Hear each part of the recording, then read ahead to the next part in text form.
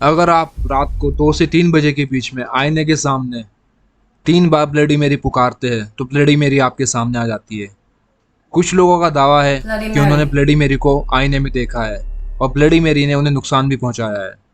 ऐसा मानना है लोगों का कि उसकी आंखों से खून बहता था और उसके हाथ में एक नीले रंग का बच्चा था जिसे ब्लू बॉय भी कहते हैं। तो क्या यह हकीकत है? कौन है ये ब्लडी मेरी और इसका इतिहास क्या है? तो आज हम जानेंगे इस वीडियो में। तो इन सब सवालों का जवाब हमें मिलेगा इतिहास के छुपे हुए पन्नों में। तो चलिए वीडियो स्टार्ट करते हैं।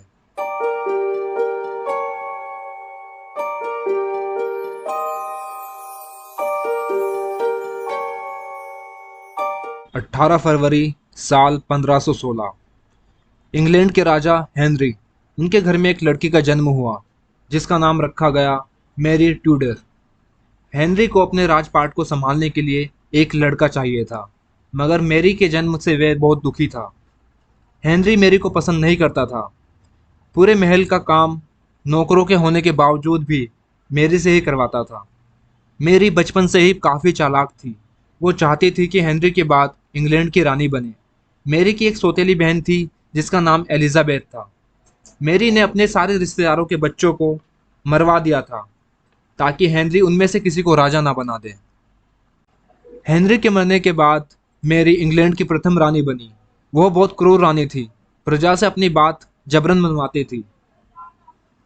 मैरी ने 37 वर्ष की उम्र में सोचा कि उसे अब शादी कर लेनी चाहिए, क्योंकि वो चाहती थी कि उसका राजपाट संभालने के लिए एक लड़का हो।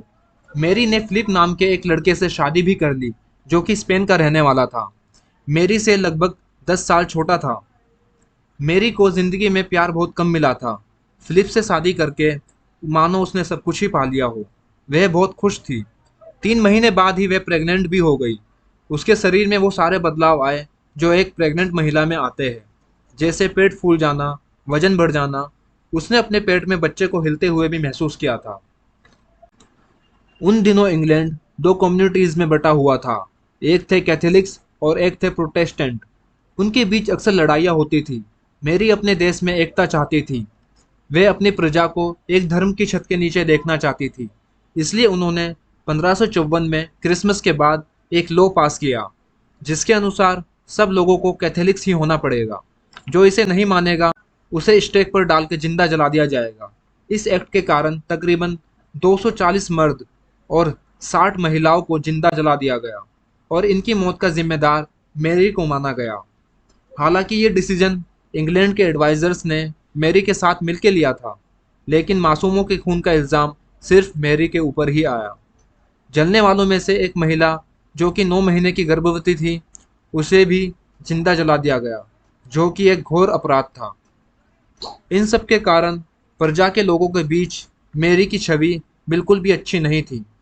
मैरी के बारे में एक अफवाह यह भी थी कि वे लोगों को मारकर उन्हें कटवाकर उनका खून एक बर्तन में भरकर उस खून से नहाती थी। मैरी का मानना था कि उस खून से नहाकर वह जवान रहेगी। मैरी की डिलीवरी में अभी 1 महीने का समय बचा हुआ था, मगर मैरी ने जल्दबाजी में डिलीवरी का प्रयत्न किया। इस कोशिश में मैरी को कोई बच्चा नहीं हुआ।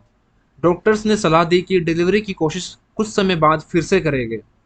ऐसे ही 2 महीने बीत गए, मगर मैरी को कोई बच्चा नहीं हुआ। ऐसे ही महीने बीतते गए, मगर बच्चे का कोई अता पता ही नहीं था। कुछ समय बाद मैरी का पेट वापस से नॉर्मल हो रहा था, मानो बच्चा गायब हो गया हो। डॉक्टर्स को लगा कि मैरी प्रेग्नेंट नहीं है, मगर मैरी को अभी भी यकीन। मैरी बहुत दुखी थी और अपने कमरे में जाकर अक्सर रोया भी करती। यह बात पूरे शहर में फैल चुकी थी कि मैरी के पेट में बच्चा नहीं थे।